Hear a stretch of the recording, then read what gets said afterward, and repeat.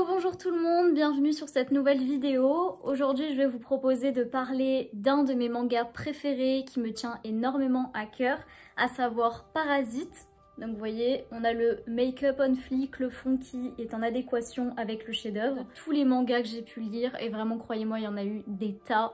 Parasite, il m'a profondément marqué. Je trouve qu'on n'en parle pas assez. Je trouve qu'il est incroyable ce manga. Aujourd'hui, vraiment, ma mission, c'est de vous envoyer prendre vos petites pattes et courir vous acheter un exemplaire de Parasite. C'est effectivement ce que moi j'ai fait. Je les avais déjà tous lus à la bibliothèque et je vais me les acheter. Il les faut absolument dans ma collection. Il faut absolument que je les lise et relise et que mes enfants les lisent et que mon entourage le lise. Je sens que ça va être le cadeau que je vais faire à mes proches. Pour moi, c'est le summum du manga. Il fait partie voilà, de mes top listes, donc vraiment je vais vous en parler et je compte sur vous pour rester, pour vous y intéresser. Croyez-moi, il vaut le détour.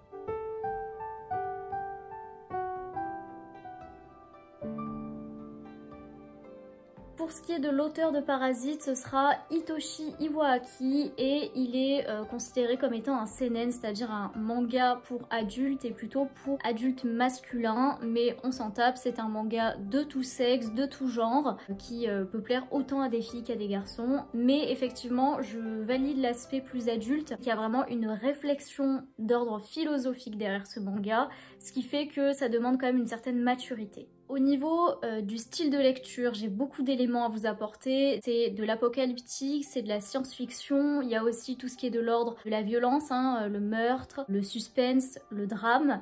Il y a aussi une notion de fantastique qui est abordée, vous le voyez avec la couverture, cette main comme ça un peu monstrueuse. Au niveau de sa publication originale, donc c'était au Japon dans les années 90, donc vous voyez c'est un manga quand même qui a un certain âge, et c'était aux éditions Kodansha dont je vous ai déjà parlé, donc effectivement l'une, voire la plus grande maison d'édition japonaise, donc c'est pas rien. Et en France, publication de Parasite dans l'édition précédente en 2002. À l'époque, le manga était tarifé à 6,90 € et il avait été publié en 10 tomes. Actuellement, on a cette réédition que j'ai ici, que je trouve absolument sublime. J'ai rarement vu un manga aussi beau et pour tout vous dire, initialement, je me suis dit, ce manga il est magnifique et c'est comme ça que je me suis approchée de lui pour m'y intéresser. Donc vraiment, vous voyez, pour moi, cette édition, elle est pépite. Et elle est aussi extrêmement récente puisqu'elle date de 2020. Ce manga est tarifé cette fois à 10,75 € et il est fait en 8 volumes. Vous voyez, vous pouvez vous dire que le prix augmente, mais finalement, on a 2 volumes de moins, ce qui fait que le manga est plus condensé. Ça reste l'édition originale. De plus, il a été noté un travail de relecture, de recorrection, de retraduction par rapport à la première édition. Donc c'est vraiment toute une démarche qui a été faite lorsque Glénat a voulu republier Parasite en 2020. À l'époque, lors de sa première sortie, c'était appelé Kiseiju, donc peut-être que les anciens entre guillemets qui ont lu Parasite il y a longtemps le connaissent sous le nom de Kiseiju. Moi je le connais vraiment sous son nom dérivé Parasite. Sachez que cette édition, elle était extrêmement attendue. Vraiment à l'époque, Parasite avait déjà marqué profondément l'univers du manga. C'est un manga fondateur et clé, bien qu'on le connaisse peut-être moins parce qu'il date de quelques années pour les nouveaux adhérents et amateurs de manga comme moi. Il est même dit qu'il serait fondateur au même titre que Akira, qui est un petit peu à la genèse de toute la fondation et l'effervescence qu'il y a eu autour des mangas en Occident et au Japon. Aussi un manga, vous le saurez quand je vous parlerai du résumé, qui a beaucoup inspiré en termes de manga postérieurs à sa publication. Je pense notamment dans ce qui est très connu à Tokyo Ghoul. Selon moi, on peut vraiment faire ressortir de Tokyo Ghoul des échos à Parasite, de l'inspiration en tout cas. On a également James Cameron dans Terminator 2 qui a annoncé explicitement s'être inspiré du personnage de Migi dont je vous parlerai après, de celui qui est illustré ici sur la première de couverture, pour la conception du T-1000 avec son espèce de bras protéiforme comme ça.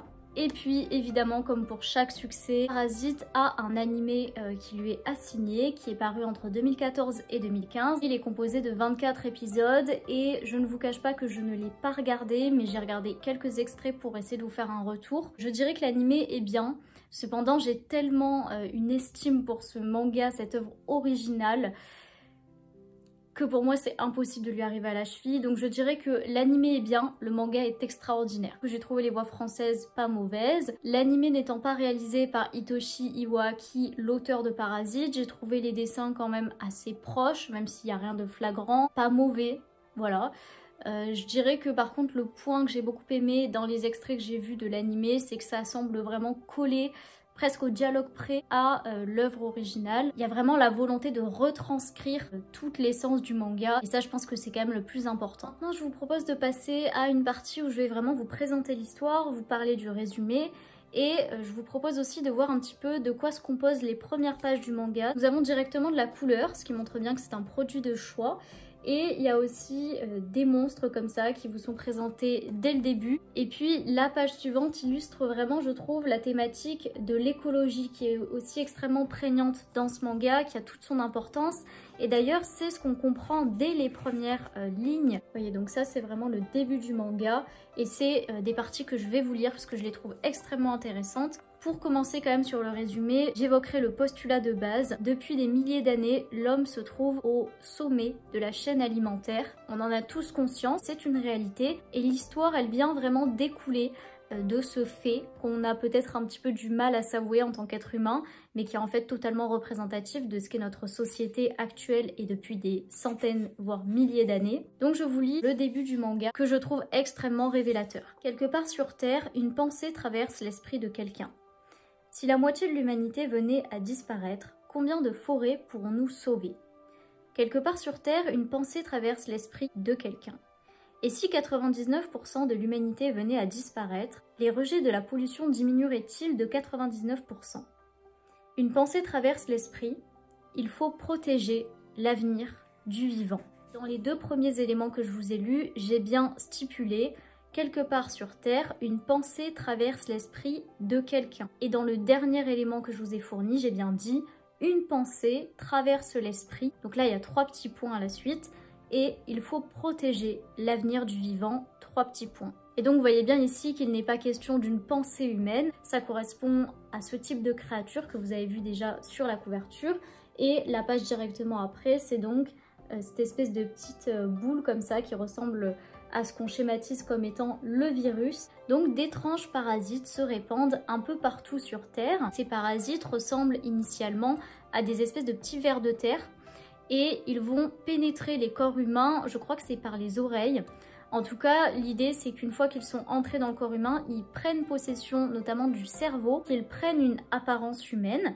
Personne ne sait qu'il y a des parasites, mais la personne est décédée et elle est totalement sous le contrôle d'un parasite qui lui survit comme ça. Dans l'histoire, on a évidemment un personnage principal, un jeune lycéen de 16 ans qui s'appelle Shinichi Izumi. Il représente un petit peu l'humain basique, si je peux dire. C'est un jeune homme qui est très gentil, très doux, très timide, mais qui va souvent aller aider les autres. Il est très altruiste. C'est un petit peu le bon jeune homme lambda. Shinichi va être lui aussi, comme beaucoup d'autres êtres humains, pénétré par un parasite qui va venir créer une histoire. C'est que Shinichi réagit immédiatement lorsqu'il sent le parasite entrer en lui, tandis que d'autres personnes sont souvent pétrifiées et c'est trop tard. Le parasite est en fait rentré dans son bras et Shinichi va venir saturer son bras puisqu'il pense qu'il y a une sorte de serpent qui y est rentré.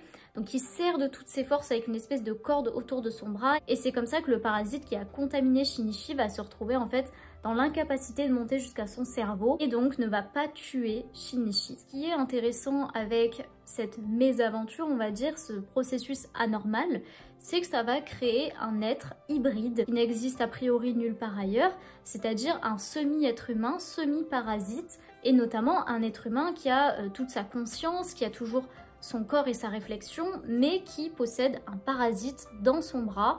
Et la spécificité de ces petits vers de terre, c'est que lorsqu'ils entrent dans le cerveau, ils vont donc prendre forme humaine, mais peuvent aussi se transformer en toutes sortes de formes. Et notamment le parasite qui contamine, on va dire, Shinichi, va avoir souvent cette apparence-là, avec sa bouche, son œil, une espèce de tête difforme, qui ne va jamais pouvoir se détacher de cette main, mais qui va pouvoir se mouvoir, s'allonger jusqu'à très très loin. Donc on a comme ça une cohabitation singulière qui se met en place. Ils sont obligés de faire l'un avec l'autre. Shinichi va devoir apprécier ce nouveau changement, handicap, cette incompréhension. C'est vraiment pour lui assez impressionnant ce qui lui arrive. C'est ainsi que peu à peu, Shinichi comprend qu'il va devoir partager son quotidien, son corps, sa vie avec ce parasite. Donc il lui trouve un nom, il va l'appeler Migi. Il se trouve que ces deux personnages vont vraiment être si différents dans leur façon de penser les choses. Et ça met vraiment le lecteur face à des évidences, ça vient questionner.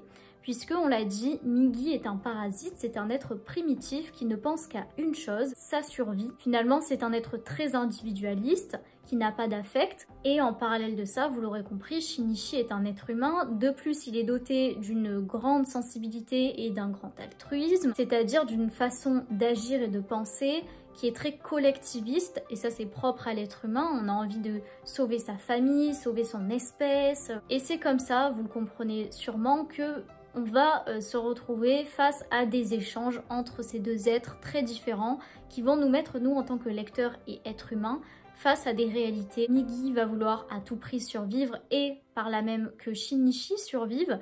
Et pour autant, Shinichi va avoir à cœur d'aider les autres, de prévenir l'humanité de ce danger. Donc vous voyez, il y a une vraie confrontation comme ça entre le discours de Migi qui est vraiment de l'ordre de pourquoi est-ce que tu voudrais protéger tes semblables humains et pas protéger mes semblables parasites à ce moment-là. Je veux dire, on est tous deux des espèces qui ont le droit de vivre sur cette terre, pourquoi c'est vous qui primerez? Finalement, c'est ainsi que l'histoire elle va être interrogeante pour le lecteur et qu'on va nous aussi, comme Shinichi, devoir constater et approuver le fait que Migi n'a pas tout à fait tort. Peu à peu, vous vous en doutez aussi, devant cohabiter ensemble, partager les mêmes inquiétudes, les deux personnages vont développer un attachement particulier l'un à l'autre et ça va vraiment de plus en plus être exploité au fur et à mesure des tomes. C'est très intéressant encore une fois sur le plan psychologique, sur le plan de l'adaptation humaine. En ce qui concerne le parasite, Migi, il est doté d'une extrême intelligence. Il va notamment, dès le début, se mettre à beaucoup s'instruire, beaucoup lire pour apprendre à communiquer avec Shinichi, ce qu'il ne sait pas faire naturellement. Et donc peu à peu, il développe un langage et on voit vraiment que Migi, qui au début s'exprime vraiment avec un faible vocabulaire et avec quelques mots à peine, à la fin parle presque aussi bien qu'un être humain. Cet aspect-là, il est assez réaliste et moi je trouve ça dingue de penser à ce genre de petits détails comme ça au fur et à mesure de l'histoire qui progresse. Avant ça, Shinichi vivait une vie de jeune homme ordinaire, je vous l'ai dit, donc il vit avec son père et sa mère, il est fils unique, il va au lycée, il a une meilleure amie, une figure féminine dont il est très proche, qui s'appelle Satomi Murano. C'est un personnage qui va rester omniprésent tout au long de l'œuvre. C'est peut-être même le seul, étant donné qu'on a beaucoup de fluctuations en termes de personnages. Cette jeune fille qui est extérieure à tout ça, puisqu'évidemment Shinichi ne peut pas parler de ce qui lui arrive, il serait mis en danger immédiatement. On sait que quand les êtres humains découvrent des phénomènes nouveaux, ils ont envie de les étudier, ils ont envie d'en savoir davantage, de savoir également si la société n'est pas menacée. Il se trouve aussi que Shinichi se sent responsable d'une espèce de mission. Finalement, il est au courant d'un danger, puisque vous l'aurez peut-être compris, mais ces parasites viennent, semble-t-il, rééquilibrer l'harmonie terrestre, venir peut-être enlever le pouvoir aux êtres humains d'être si prégnants et si décideurs sur toutes les autres espèces de la Terre, puisque les parasites viennent en fait tuer les êtres humains en prenant possession de leur corps, comme s'il y avait finalement un changement, un cycle dans l'histoire de la vie. Et ça induit d'énormes craintes de la part de Shinichi, qui se sent en fait responsable de la société humaine et des vies qui sont enlevées. Il a envie de jouer un rôle protecteur pour l'humanité et pour sa famille, pour ses proches. Il s'inquiète vraiment de ce changement qui pourrait éteindre son espèce. Pour lui, il doit faire quelque chose. Et voilà, ce sera pas forcément le cas de Migi, qui considère qu'il se mettrait plus en danger en se faisant remarquer comme ça que s'il ne faisait rien. Pour ce qui est donc de l'histoire, elle se passe au Japon, mais elle pourrait se passer, j'ai l'impression, n'importe où ailleurs dans le monde, étant donné qu'il y a très peu d'éléments culturels qui sont évoqués. Au niveau des habitudes de vie japonaises, on n'y est pas. On se centre vraiment sur des questions à échelle humaine. Et puis je vous propose maintenant de passer à une partie davantage portée sur mon retour, ma lecture, ce que j'ai notamment aimé dans ce manga, puisque je n'ai rien relevé de négatif. Pour moi, c'est très difficile de trouver des défauts vraiment suffisamment importants pour que je vous les transmette. Et le premier élément que je veux vraiment mettre en valeur, c'est l'aspect du manga. Voilà, son design. Les jaquettes de cette édition sont sublimes. J'ai pas d'autres mots, elles sont parfaites. Et en plus de ça, au niveau du graphisme, je vous l'ai dit, c'est un manga qui est sorti dans les années 90. Je vous montre un petit peu. La jeune fille que vous voyez ici, c'est le personnage de Murano, dont je vous parlais tout à l'heure. Les dessins, tout comme la typographie, pour moi, sortent de ce qu'on a l'habitude de voir et sont très très qualitatifs. C'est vraiment un style graphique propre à l'auteur et ça j'adore. On découvre vraiment une autre façon de dessiner le manga. Vous voyez, toutes les formes absolument fantasques que nous propose l'auteur témoignent pour moi de la richesse de son imagination. Ce manga, c'est un intemporel, je pense qu'il ne prendra jamais une ride. Aujourd'hui j'ai 20 ans et ce que j'apprécie aussi dans mes lectures, c'est de me rendre compte qu'on traite des thèmes importants, primordiaux, comme c'est le cas de l'écologie. Et ici on a une réflexion qui dans le fond est philosophique, qui est à l'initiative du manga, qui est un mixte entre une histoire assez ordinaire et quelque chose d'extraordinaire qui vient révéler des paradoxes fondamentaux chez l'être humain. Et puis je trouve aussi que c'est un manga qui est très intéressant à lire en ce moment, en cette période de Covid, parce que ça peut révéler des thématiques de société qui sont prégnantes actuellement. En tout cas, à l'époque, dans les années 90, ce personnage de Migi et tous les parasites représentaient finalement une dystopie et une vision assez pessimiste de l'avenir, comme un message d'alerte délivré par l'auteur vers le monde, l'humanité, et qui met, je vous l'ai dit, beaucoup en évidence tout un tas de paradoxes qui peuvent nous sembler fondés, mais qui en fait ne le sont pas, et on n'a pas d'espèces qui peuvent nous confronter à nos paradoxes, puisqu'on ne peut pas communiquer par exemple avec les animaux.